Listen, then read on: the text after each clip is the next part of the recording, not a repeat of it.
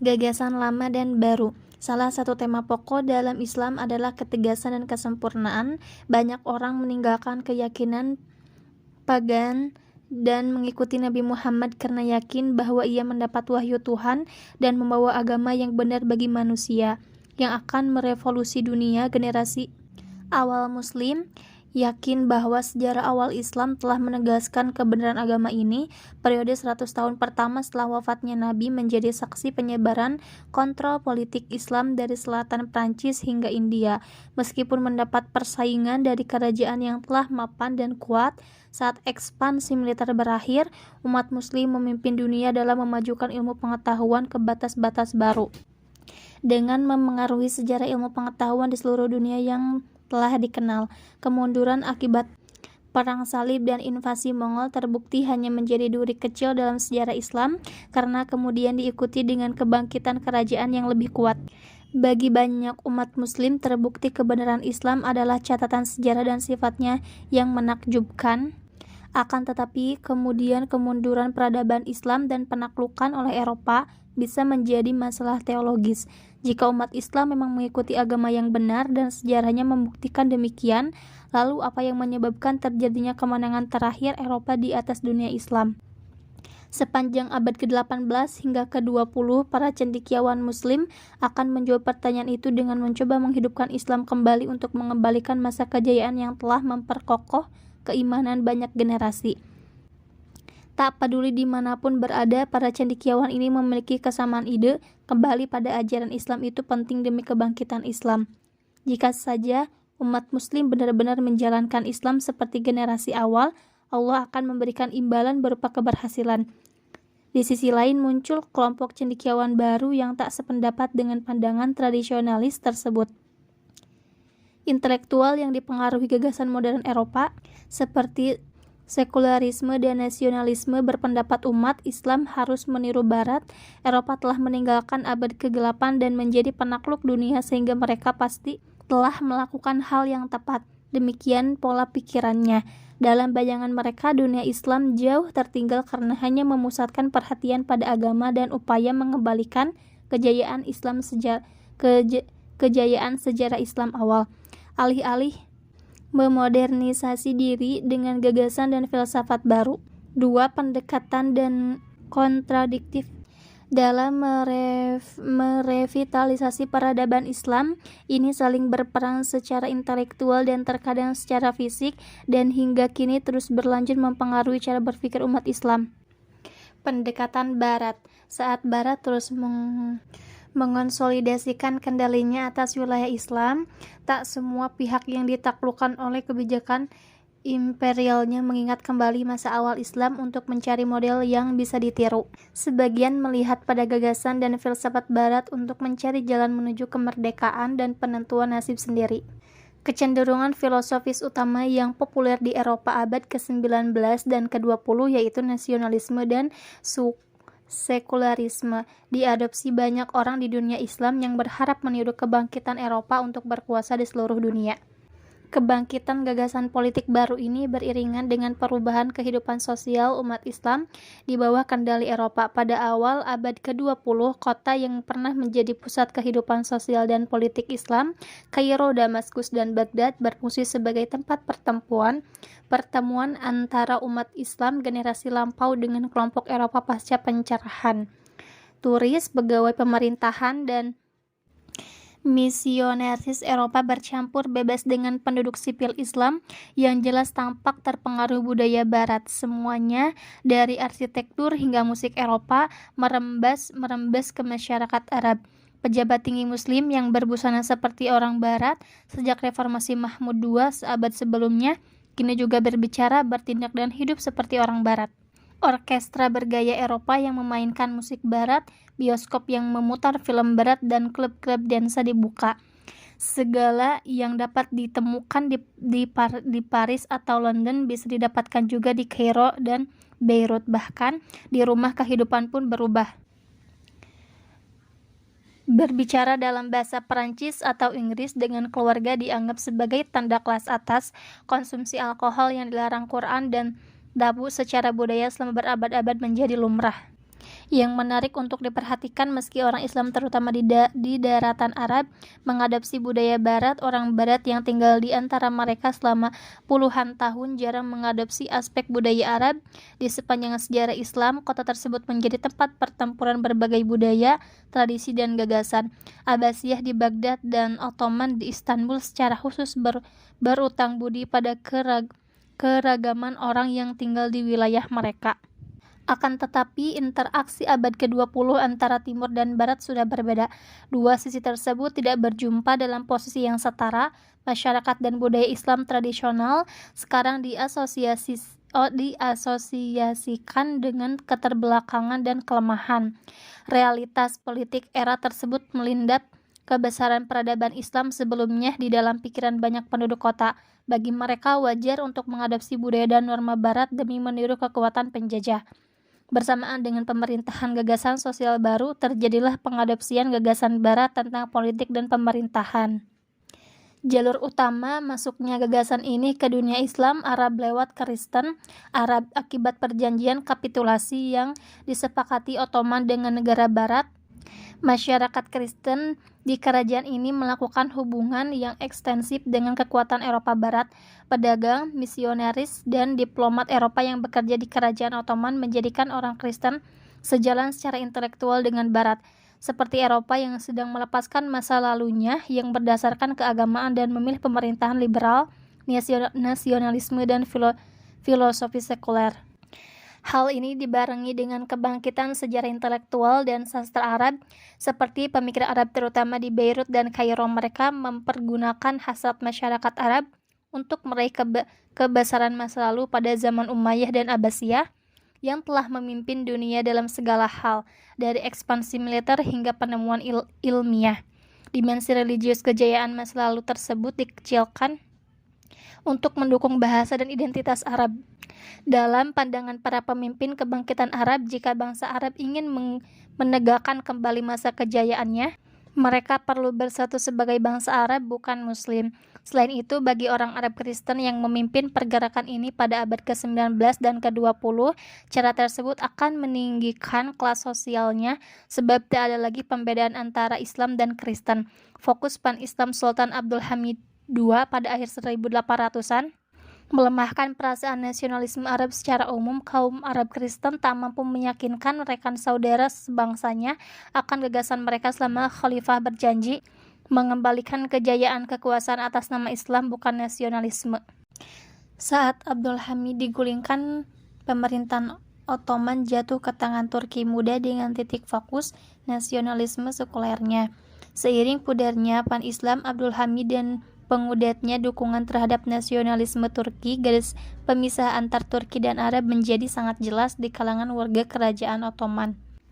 Bangsa Arab telah mengalami masa sulit untuk menegakkan diri secara politik di kerajaan bangsa Turki. Kebangkitan Turki muda hanya membuat bangsa Arab merasa semakin terasingkan, maka gagasan nasionalisme Arab Kristen mulai diadopsi oleh orang Muslim Arab. Kelompok rahasia di Damaskus yang bertujuan mendirikan negara Arab tumbuh subur di tengah penguasa Ottoman menjelang 1910-an. Mereka menjalin hubungan dengan kekuatan Eropa Barat yang berhasrat memecah belah kerajaan Ottoman yang selama berabad-abad menjadi kutukan bagi kekuatan Eropa. Revivalis tradisional. Usaha pertama untuk membangkitkan Islam tradisional dilakukan Muhammad bin Abdul Wahhab. Berasal dari sebuah suku di gurun pasir Jazirah Arab, ia mungkin menjalani gaya hidup bangsa Arab yang tak jauh berbeda dari masa Nabi 1100 tahun yang lalu. Ia menganut tradisi Hanbali dari Ahmad bin Hanbal dan Ibnu Taimiyah yang menekankan keunggulan tradisi kenabian yang autentik di atas segalanya. Meski hidup di luar batas kendali kerajaan Ottoman, Abdul Wahhab mungkin menyadari kemandekan dan kemunduran kerajaan serta kebangkitan Barat. Ia menista Sufi Syiah, kaum modernis, dan kelompok lain yang menurutnya telah membuat pembaharuan yang tak islami dalam kehidupan Islam secara umum. Seperti kaum Khawarij, Abdul Wahhab dan pengikutnya berpendapat bahwa sebagian besar umat Islam sudah tak beriman. Untuk menyelamatkannya, mereka semua harus kembali ke bentuk Islam yang murni serupa dengan yang dijalankan generasi awal Islam, kaum salaf. Gerakan ini berkembang sebagai salafiyah dengan gagasan bahwa setiap muslim harus terus-menerus meniru generasi awal Islam dalam segala aspek kehidupan. Abdul Wahhab punya pengikut bernama Muhammad ibnu Sa'ud, pemimpin komunitas permukiman kecil di Gurun Arab. Sebagai balasan atas dukungan Abdul Wahhab, Ibnu Sa'ud bersedia mendukung gagasan Puritan Islam di seluruh komunitasnya yang sedang berkembang. Perjanjian ini terus berlaku setelah mereka berdua meninggal karena keturunan Abdul Wahhab memberikan legitimasi religius dan keturunan Ibnu Sa'ud memberikan kekuatan politik di negara Arab.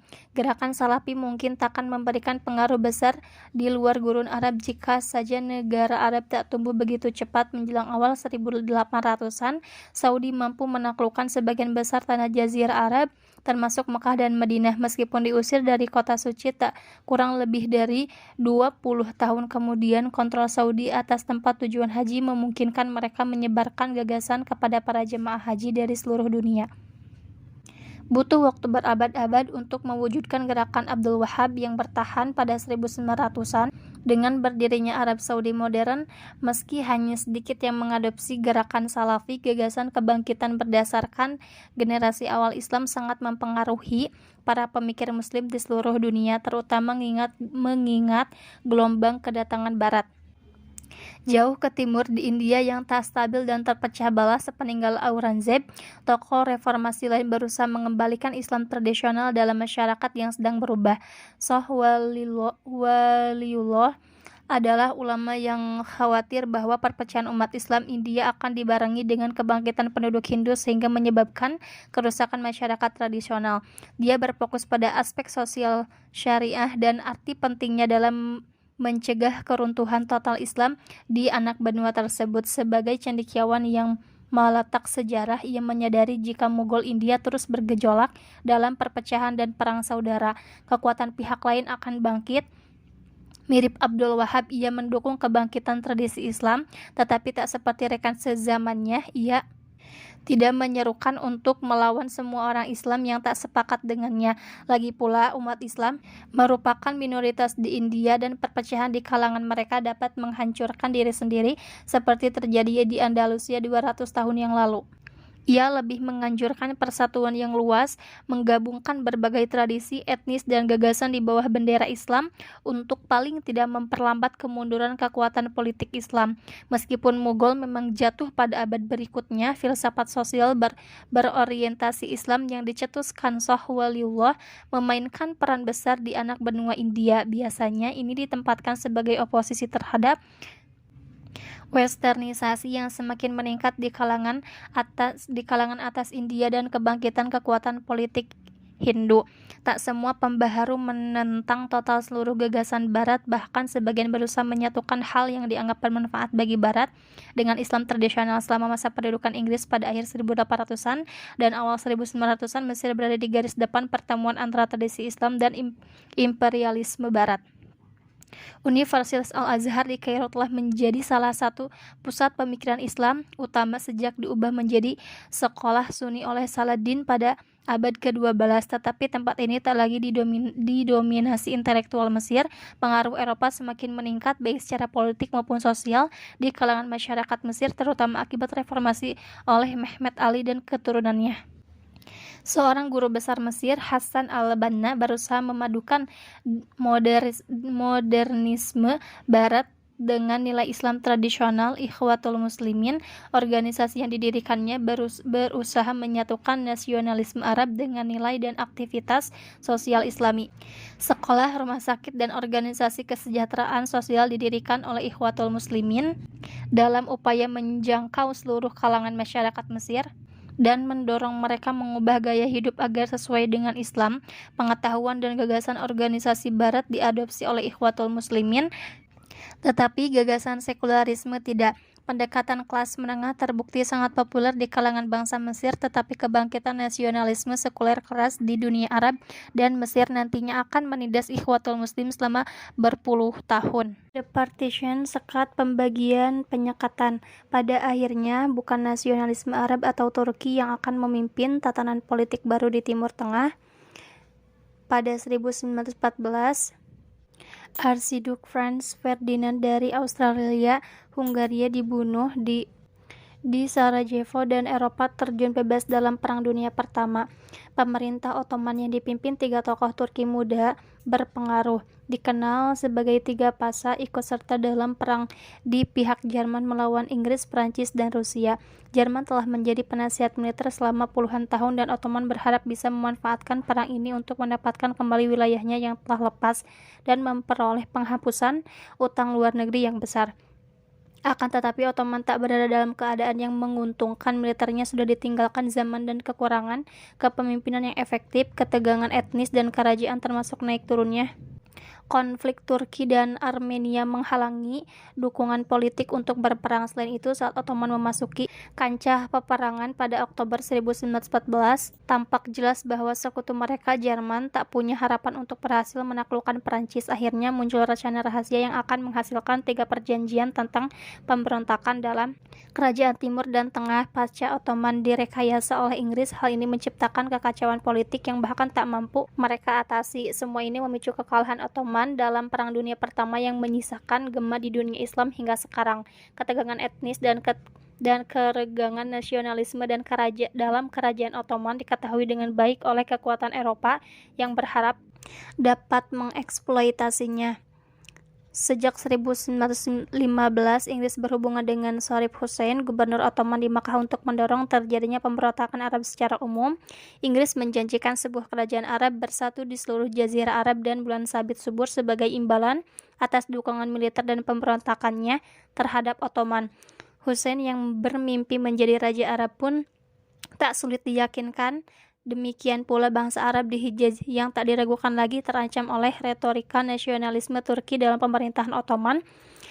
Ditolong oleh senjata dan emas Inggris, Sharif Hussein memimpin revolusi Arab dan menyapu sisi barat Jazirah, merebut kota seperti Madinah, Amman, dan Damaskus dari Ottoman, serta memungkinkan Inggris mempertahankan Mesir dan menaklukkan Yerusalem. Saat itulah, untuk kali pertama sejak Perang Salib, Yerusalem jauh ke tangan non-muslim. Pada 1910-an, sepertinya nasionalisme Arab akan berjaya di atas Ottoman yang sedang hancur. Penentuan nasib sendiri bangsa Arab dan gelar raja untuk Hussein sudah hampir di tangan. Akan tetapi Inggris tak bermaksud membiarkan pribumi muslim berkuasa.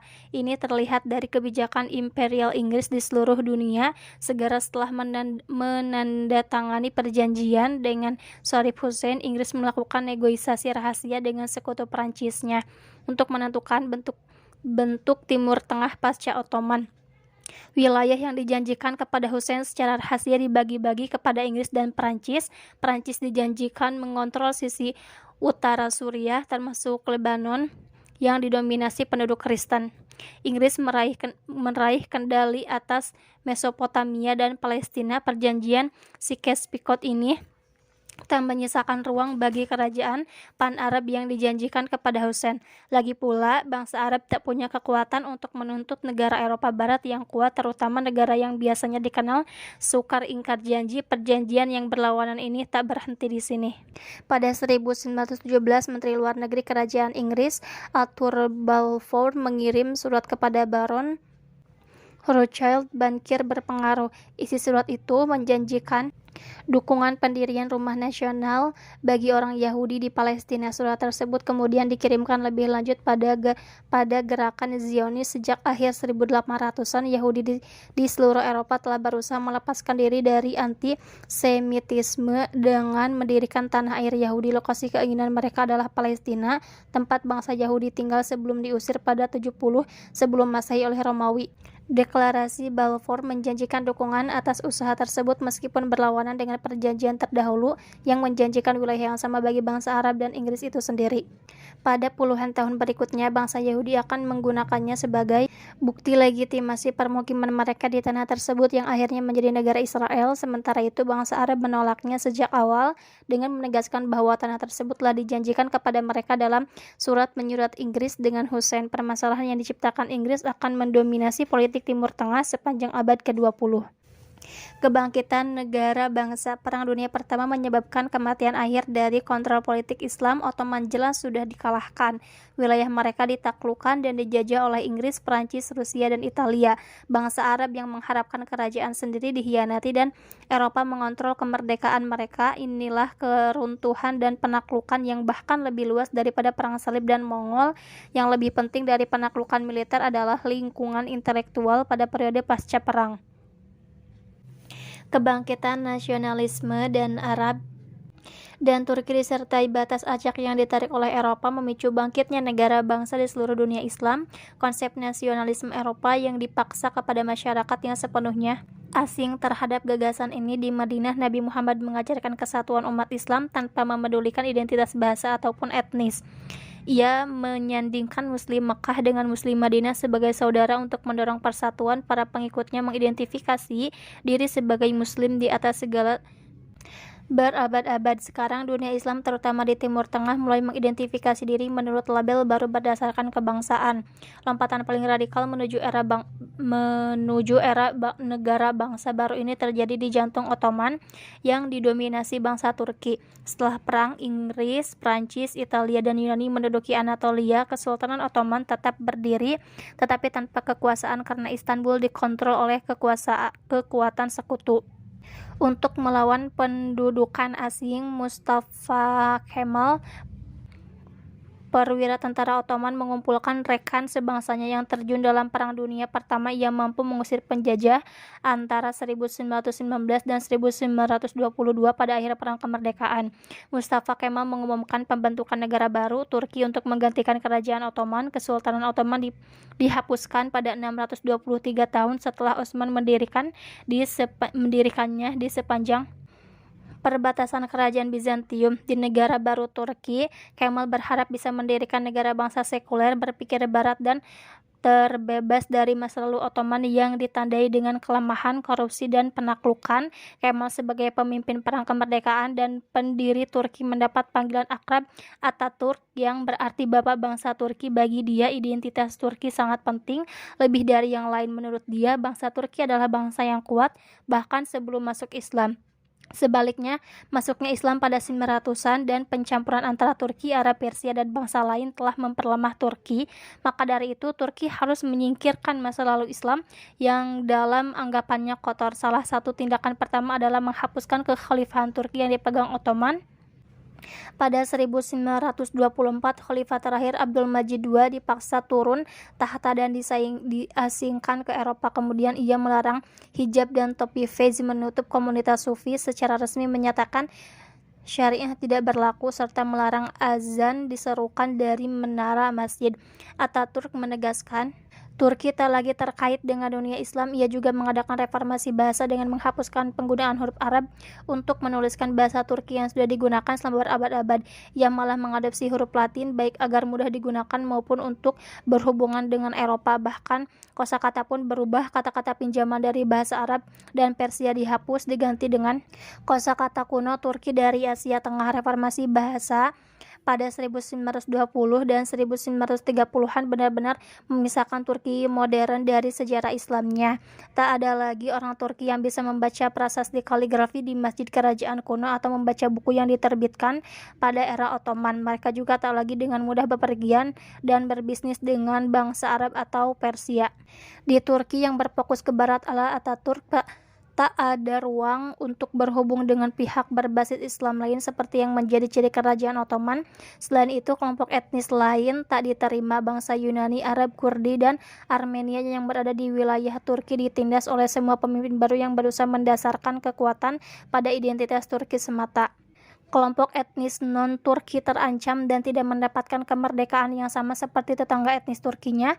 Fokus Turki pada sekularisme dan nasionalisme bertahan selama puluhan tahun. Setiap usaha mengembalikan Islam dalam kehidupan masyarakat biasanya mendapat tentangan, bahkan pukulan dari militer sepanjang abad ke-20. Di selatan, di wilayah bulan sabit subur yang didominasi bangsa Arab, Perang Dunia Pertama menyebabkan munculnya berbagai negara bentukan sekutu sebagai pemenang. Dalam usahanya memediasi 3 perjanjian yang telah dibuat, Inggris dan Prancis membagi wilayah tersebut dalam sejumlah mandat, umumnya sepanjang garis batas dalam perjanjian Sykes-Picot. Dari Ottoman, Suriah, dan Mesopotamia muncullah negara baru Suriah, Irak, Lebanon, Yordania, dan Palestina, semuanya dengan batas baru dan acak yang ditarik sesuai keinginan. Kekuatan pemenang orang Yahudi diizinkan bermukim di daerah mandat Palestina sebagaimana dicantumkan dalam deklarasi Balfour yang mendapat perlawanan penuh dari penduduk yang sudah tinggal di sana. Syarif Hussein dan anak-anaknya mendapat daerah dominion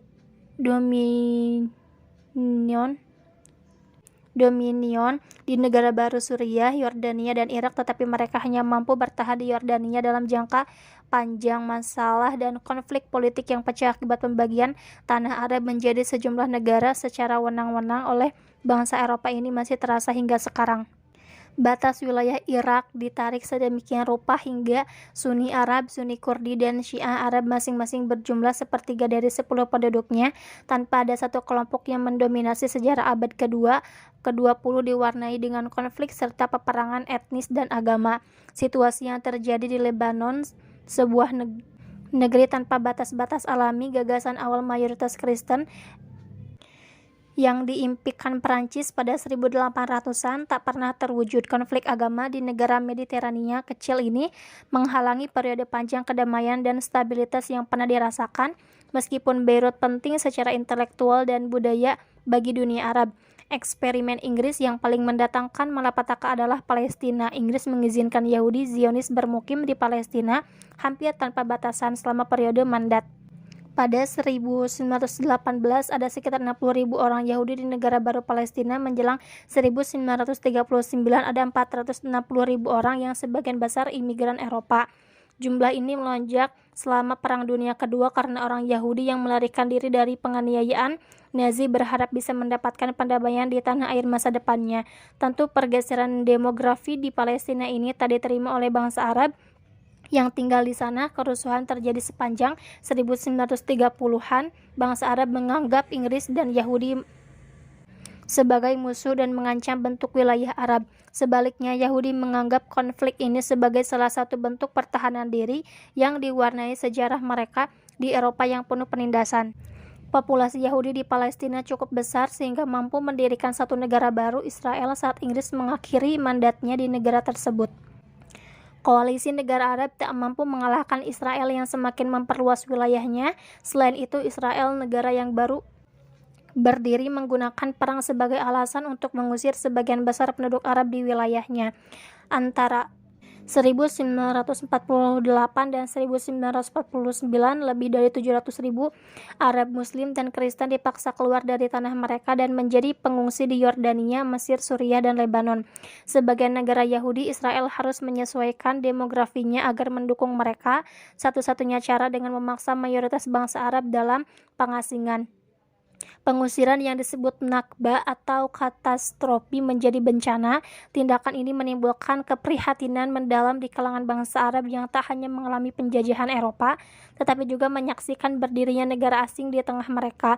Konflik antara Israel dan Arab menjadi pusat perhatian dalam kegagalan politik dunia Islam sepenuhnya pada abad ke-20. Anak benua India juga mengalami kebangkitan negara bangsa saat Inggris mundur setelah pemberontakan Sepoy pada 1857 dan pengetatan kontrol Inggris atas India. Perlawanan terhadap imperialisme mengarah pada proses politik dan upaya tanpa kekerasan. Kongres Nasional India didirikan pada akhir 1800-an untuk mendorong kekuatan politik yang lebih besar menghadapi penduduk Inggris. Hindu mendominasi Kongres karena Islam memang mayoritas, maka bagi umat Islam, gerakan kemerdekaan India pada awal 1900-an menghadirkan satu masalah. Jika India meraih kemerdekaan dari Inggris, pasti akan didominasi Hindu. Sudah ratusan tahun Islam menguasai anak benua ini dan menguntungkan bagi umat Islam yang selalu dapat mengandalkan perlindungan saudara seiman di Kesultanan Delhi atau Kerajaan Mughal. Akan tetapi ketika secara resmi kekuasaan Islam di India musnah menjelang akhir 1800-an, sedangkan demografinya tak menguntungkan bagi mereka, Masyarakat Islam di anak benua ini harus mencari pandangan alternatif tentang India pasca Inggris. Solusi yang diinginkan adalah pembagian anak benua menjadi negara mayoritas Islam dan Hindu yang terpisah.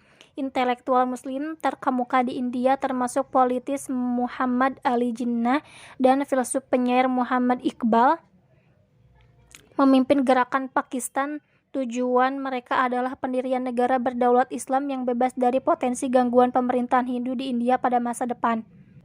Gerakan ini mendapat dukungan sepanjang 1930 sampai 40-an saat para pemimpinnya menyampaikan gagasan tersebut kepada penduduk Islam melalui deklarasi, resolusi, dan pidato. Wilayah India ditargetkan sebagai negara Islam baru adalah Lembah Indus, tempat munculnya kali pertama kendali politik Islam oleh Muhammad bin Qasim pada 700-an. Para pemimpin Kongres Nasional India, terutama Mohandas Gandhi, secara umum tidak mendukung negara Islam merdeka di India karena menganggapnya akan melemahkan India secara keseluruhan. Tetapi ketakutan Islam akan kontrol Hindu ternyata terlalu kuat untuk direndam. Pada 1947, anak benua ini dibagi dua saat Inggris mengakhiri kontrol langsung di wilayah tersebut. Pakistan yang berada di barat laut dan timur muncul sebagai negara Islam yang menjadi penerus kerajaan besar Islam masa lalu. Umat Islam pun menjadi minoritas yang semakin sedikit wilayah Republik India yang akhirnya dipimpin oleh Kongres Nasional India. Pakistan tak hanya menjadi negara Islam yang mendapatkan kemerdekaan pada tahun-tahun setelah Perang Dunia Kedua, uniknya negara ini menjadi salah satu dari sedikit negara yang menjadikan Islam sebagai dasar, bukannya warisan etnis atau kesetiaan terhadap keluarga raja. Setelah kemunduran peradaban Islam pada abad ke-18 dan diikuti pendudukan Eropa abad ke-19, abad ke-20 menjadi saksi kemerdekaan negara bangsa Islam di seluruh dunia.